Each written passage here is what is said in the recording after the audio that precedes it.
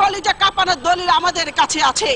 এই সংসদে উনাদের দুর্নীতির কথা আমরা জাতির সামনে তুলে ধরে সরকারের মুখোশ আমরা উন্মোচন করব। মাননীয় স্পিকার, আমার কাছে একটি বই আছে, মতিউর রহমান রিন্টুর লেখা আমার ফাঁসি চাই। আমি যদি এই বইটি এখানে পড়া শুরু করি, ওখানে বসে ওনারা বান্দরের মতো লাফালাফি করবেন, মজার বিষয় ওয়াক আউট করতে পারবেন না। মাননীয় স্পিকার, সম্প্রতি 4টি সিটি কর্পোরেশন নির্বাচনে 18 দলীয় প্রার্থীর বিপুল বিজয় ঘোষণা করছে বাংলাদেশের আগামী দিন নিপীড়িত নির্যাতিত মানুষের নেত্রী বেগম খালেদা জিয়া। মাননীয় সদস্য, আমি আপনাকে 270 বিধি অনুসরণে বক্তব্য রাখার অনুরোধ জানাচ্ছি। আওয়ামী লীগের সবচেয়ে বড় শত্রু আওয়ামী লীগের নেতা নেত্রীদের জিহ্বা।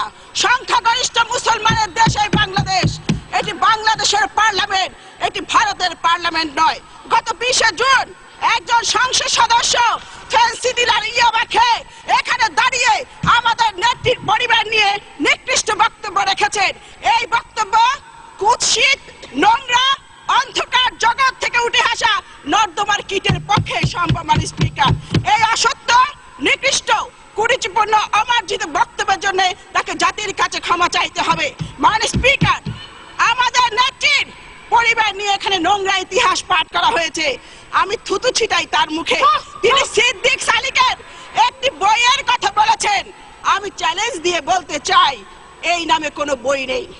উনার স্বপ্ন দোষ আছে, উনি এটি স্বপ্নে দেখেছেন। মাননীয় স্পিকার, এই বইয়ের লেখক এবং প্রকাশক উনার নেত্রী এই সংসদে বসে যিনি এমপিদেরকে নোট পাঠান অশালীন ভাষায়। মাননীয় সদস্য, আপনি বাজেটের উপর বলুন।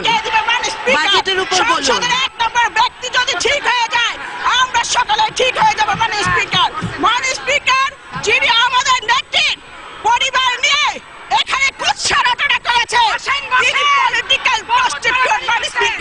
মাননীয় স্পিকার, কলকাতা সিভিল কোর্টের উকিল ছিল মিস্টার চণ্ডী দাস। তার এক মেয়ে ছিল যার নাম গরিবালা দাস।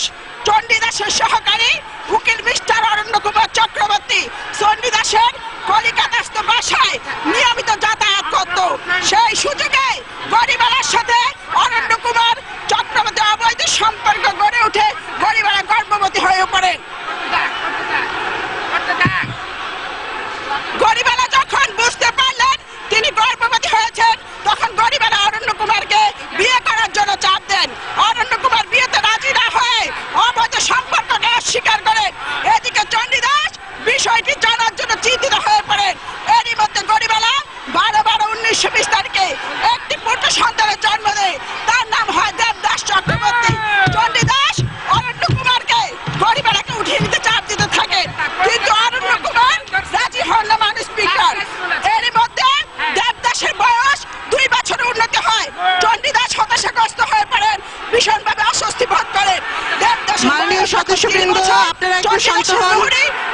মাননীয় সদস্য,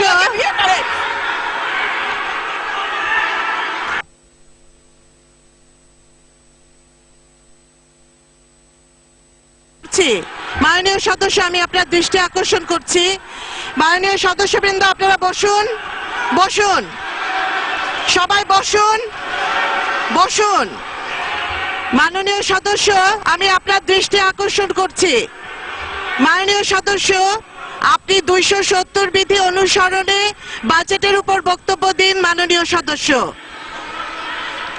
ওনাকে মাইক দিন।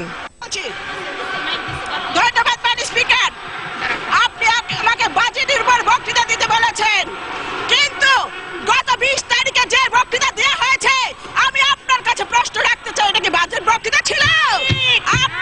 মাননীয় স্পিকার, আমি এখানে বক্তব্য দিব, আমি শুধু পাল্টা জবাব দিব। আমি বাজেট নিয়ে অবশ্যই বলবো। মাননীয় স্পিকার, আর আপনি আমার শব্দের মধ্যে এক্সপান্স করার মতো কোনো শব্দ পাবেন না। মাননীয় স্পিকার, লেট মি সে। মাননীয় স্পিকার, জনাব মাল মুহিত যে বাজেট দিয়েছেন, এই বাজেট এদেশের মানুষের হতাশা ক্ষুব্ধ হৃদয়ে বেদনার দীর্ঘশ্বাস। মাননীয় স্পিকার,